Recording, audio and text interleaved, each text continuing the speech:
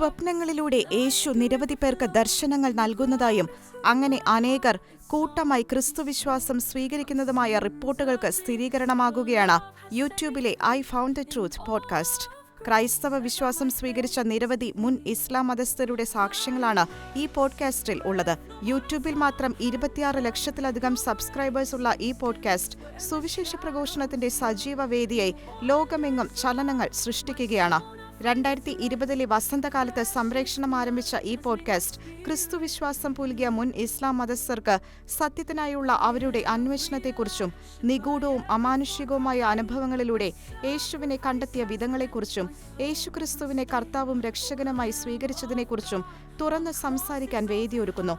രഹസ്യമായി ക്രൈസ്തവ വിശ്വാസം പിന്തുടരുന്നവർക്കും ഈ ജീവിത സാക്ഷ്യങ്ങൾ വലിയ ആത്മശക്തി പകരുന്നതായും റിപ്പോർട്ടുകൾ വ്യക്തമാക്കുന്നു. പോഡ്കാസ്റ്റിന്റെ വെബ്സൈറ്റിൽ ക്രിസ്തുമതത്തിലേക്ക് പരിവർത്തനം ചെയ്തതിനു ശേഷം കടുത്ത പീഡനം നേരിട്ട നിരവധി പേരുടെ രേഖാമൂലമുള്ള സാക്ഷ്യപത്രങ്ങൾ ഉൾപ്പെടുന്നു.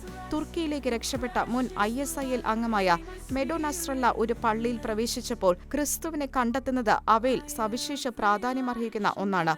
ക്രിസ്തുവിനെ പറ്റിയുള്ള സ്വപ്നങ്ങളിലൂടെ മുതിർന്ന ഹമാസ് നേതാവിന്റെ ഭാര്യ ഉൾപ്പെടെ അനേകം സ്ത്രീകളെ ക്രൈസ്തവ വിശ്വാസത്തിലേക്ക് നയിച്ച വെസ്റ്റ് ബാങ്കിൽ നിന്നുള്ള ആമിന എന്ന സ്ത്രീയുടേതാണ് മറ്റൊരു ശക്തമായ സാക്ഷ്യം. പൂർവ്വപിതാവായ യാക്കോബിനോടും ജോസഫിനോടും ദാനിയേൽ പ്രവാചകനോടും വിശുദ്ധ യൗസേപ്പ് പിതാവിനോടുമൊക്കെ സ്വപ്നങ്ങളിലൂടെ സംസാരിച്ച അതേ ദൈവം ഈ യുഗാന്ത സഭയിലും വലിയ ഉണർവിനായി സ്വപ്നങ്ങളിലൂടെ ഇടപെടുന്നു എന്നതിന്റെ തെളിവുകളായി മാറുകയാണ് ഈ അനിഷേധ്യ ക്രൈസ്തവ സാക്ഷ്യങ്ങൾ.